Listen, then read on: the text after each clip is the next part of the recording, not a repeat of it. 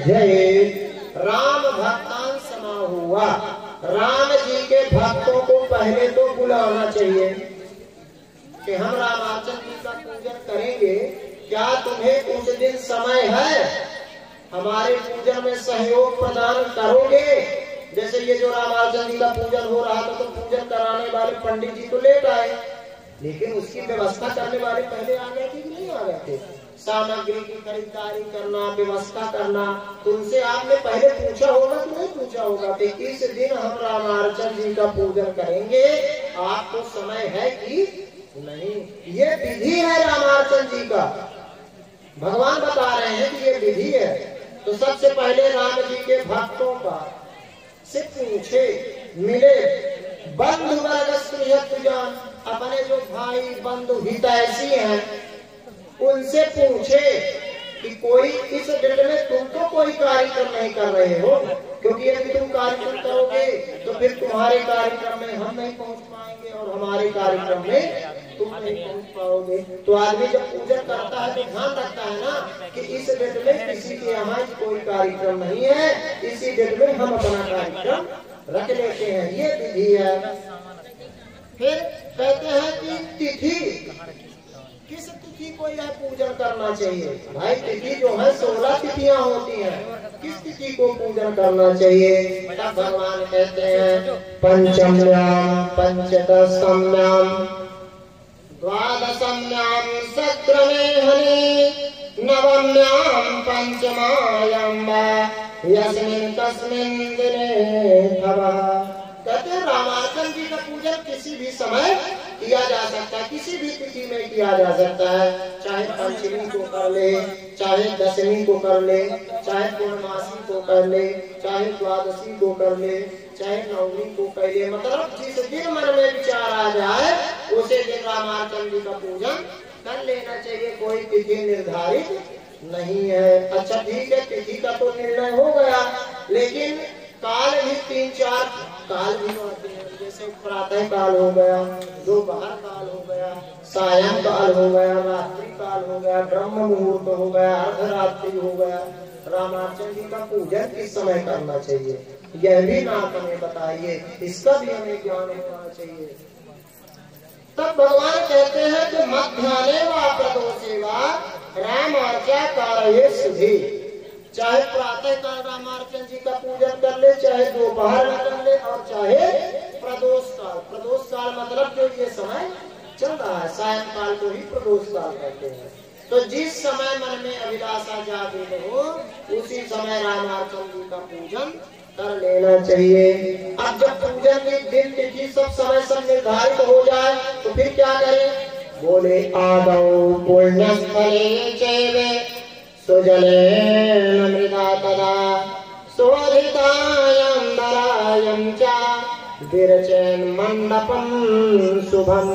अब जिस जगह पर रामाचल जी का पूजन करना हो उस जगह को सुंदर पवित्र करे, हो सके तो गोमय लेपन, गाय का गोबर इकट्ठा करे और गाय के गोबर से उस जगह को लीपे।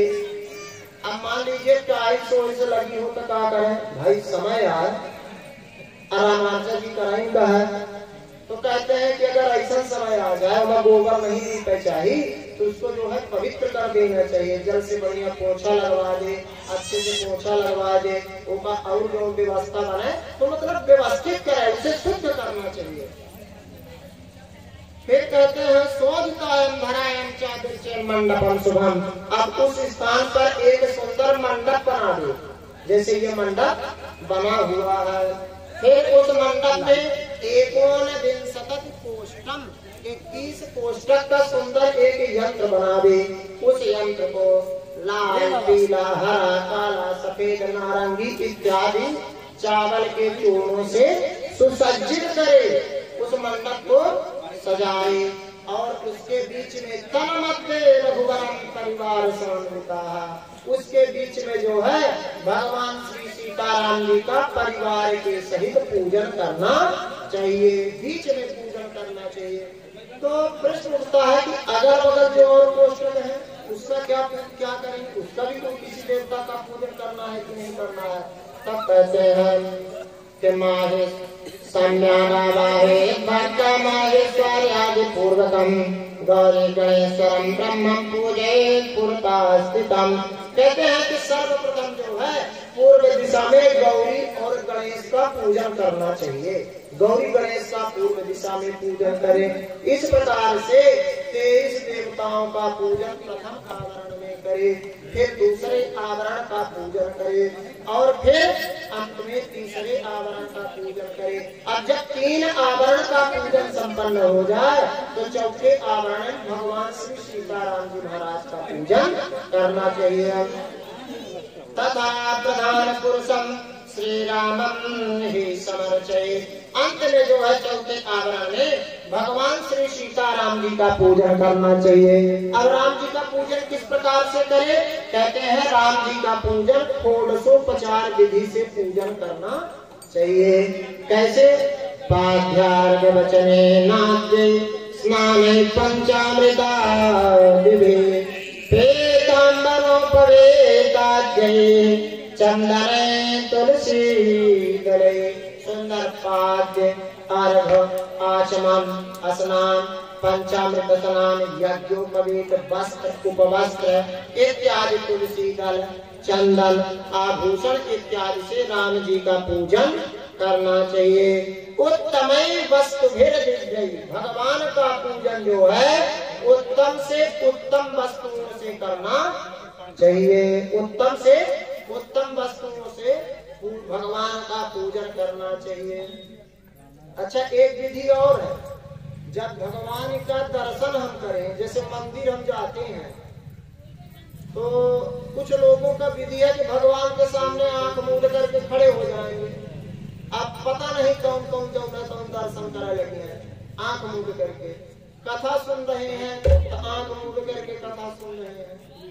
तो लोग पड़ोसी सोची बगल वाला बैठे इनका बड़ा ध्यान लगा हुआ है भगवान के दर्शनों में, भगवान की कथा में। लेकिन इसकी विधि क्या है भाई? मंदिर के यदि हम बाहर हैं तो आंख मूंद करके भगवान के झांकी का दर्शन करें अपनी आत्मा के अंदर।